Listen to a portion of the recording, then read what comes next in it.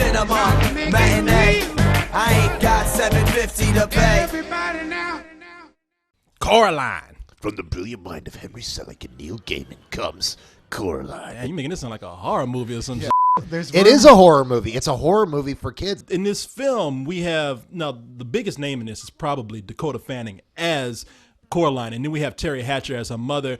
And Keith David is the cat? That's what I'm saying. Keith David, for those of you who don't know who Keith David is, he's like that big black actor that has that voice that's in every commercial. Yeah, he's like doing a lot of voiceovers now too, isn't he? You probably think this world is a dream come true.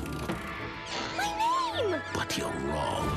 I think I heard that brother talking about when your monthly period is hitting a heavy flow, get big black tampons. and Henry Selick is, I mean, he pretty much has this whole stop motion thing down. He did The Nightmare Before Christmas. He also did James and the Giant Peach. He also directed Monkey Bone, which was half stop motion and half live action. And Neil Gaiman, he is a writer of graphic novels and novels. Probably his most successful creation and well-known creation is Sandman. It does seem to me like Neil Gaiman, like he writes a little too many of these stories about a little girl who goes into an alternate universe and discovers all these weird creatures. I mean, like, dude, come on, another theme already. Part of it is that he himself has a daughter and he writes a lot of stories for her. Now, Neil Gaiman is always talking about, hey, babe, why don't you go to that secret door and get me another beer real quick?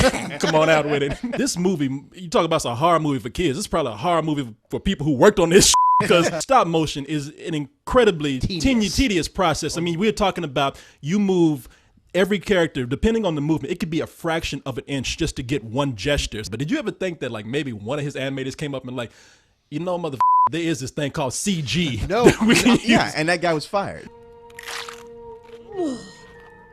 I want to be with my real mom and dad. I want you to let me go.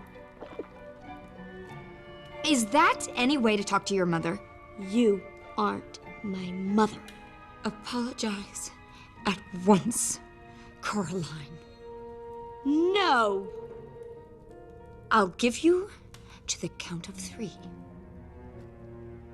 1, 2.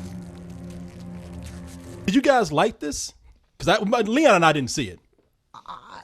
I don't know. You got Cottonmouth? Well, okay, Tune in next week for Cyrus's response. Okay. I'm watching it and going, it's not that there's anything bad about it. It's just that there's nothing that's really blowing me away either. The 3D is admirable because unlike a lot of other 3D movies, it's not throwing stuff at your face. Whoa! I would give it a rental. A rental, wow. But I know that I'm going to be in the minority. I love this film. I think it's gorgeous. You haven't seen anything like it before. It is a stop motion film shot in 3D.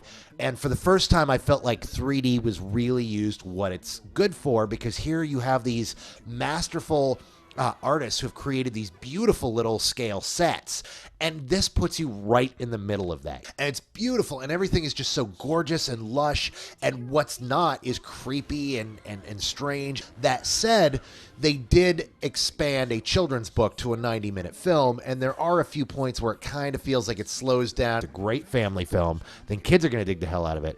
And it really is a magnificent piece of artwork. I give it a full price. And you're right. This is a horror movie for little kids. Her parents finds a double world through a magical doorway where it's like her world, except her parents love her and feed her all this great food, except they have buttons where their eyes were. And that's going to give me nightmares. Okay, Coraline was smoking some all right? Oh, yeah. Because I found a magical doorway in my house, and all I found was my dad's porn. I didn't find no talking cats, no button eyes, nothing like that.